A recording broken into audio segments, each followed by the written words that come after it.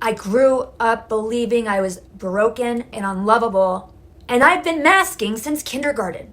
I hated myself since kindergarten. You're basically trying to go back in time and find that mask that was never correct to begin with, and that was never yours to carry.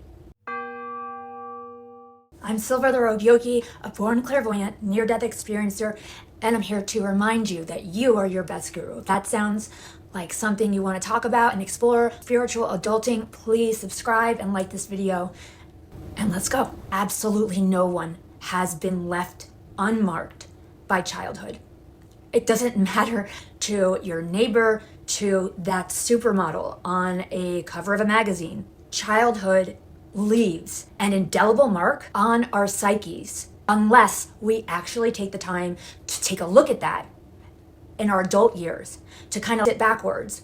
What was that mark that was distorted and not true that we took on as facts because we didn't know any better, and then set about adjusting our current behaviors to basically rewrite the past and like that misperception?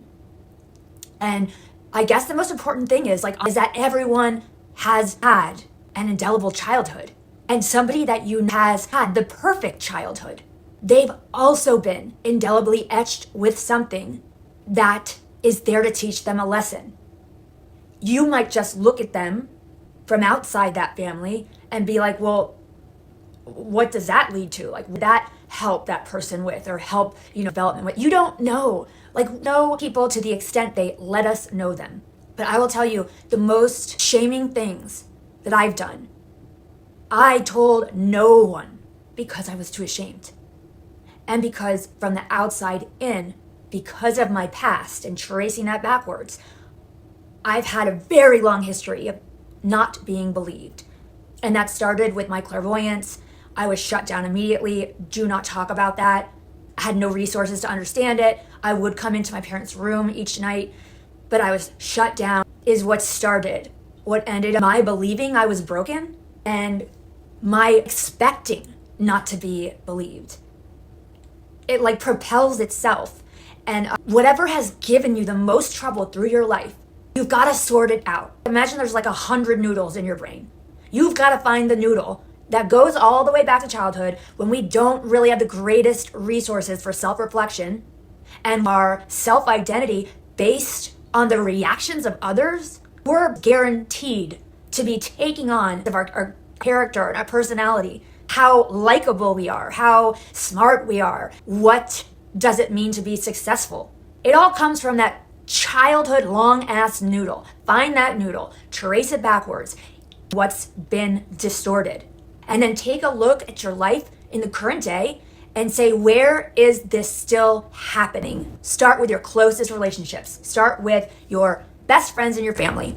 I bet anything that some kind of residual power from that distortion is alive and influencing your relationships today. So start with the closest people first, and then work your way out in concentric circles. Maybe your first pass is your closest friends, then your coworkers. You go through those relationships. And for me, I would be like, where am I not speaking up because I'm already anticipating not being believed? I'd become like a mute because I was just like, I'm broken. There's something severely wrong with me, as taught by my parents and retaught by my very strenuous church. I grew up believing I was broken and unlovable, and I've been masking since kindergarten.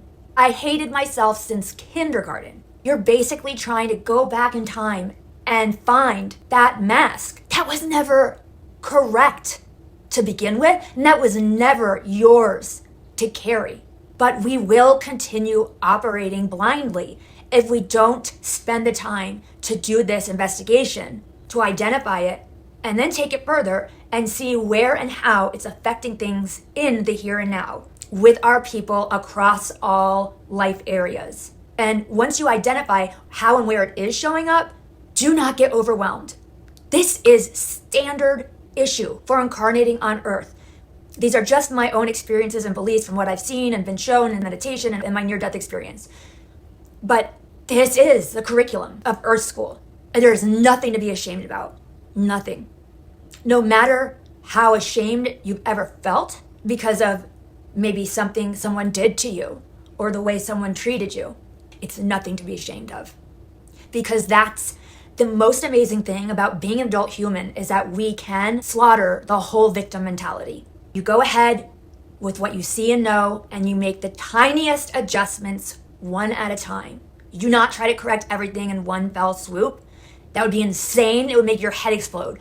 Pick one person and one topic, like for me, that I wouldn't stay mute about anymore. Somebody with someone who's close to me who I can practice on. And that's how I get started.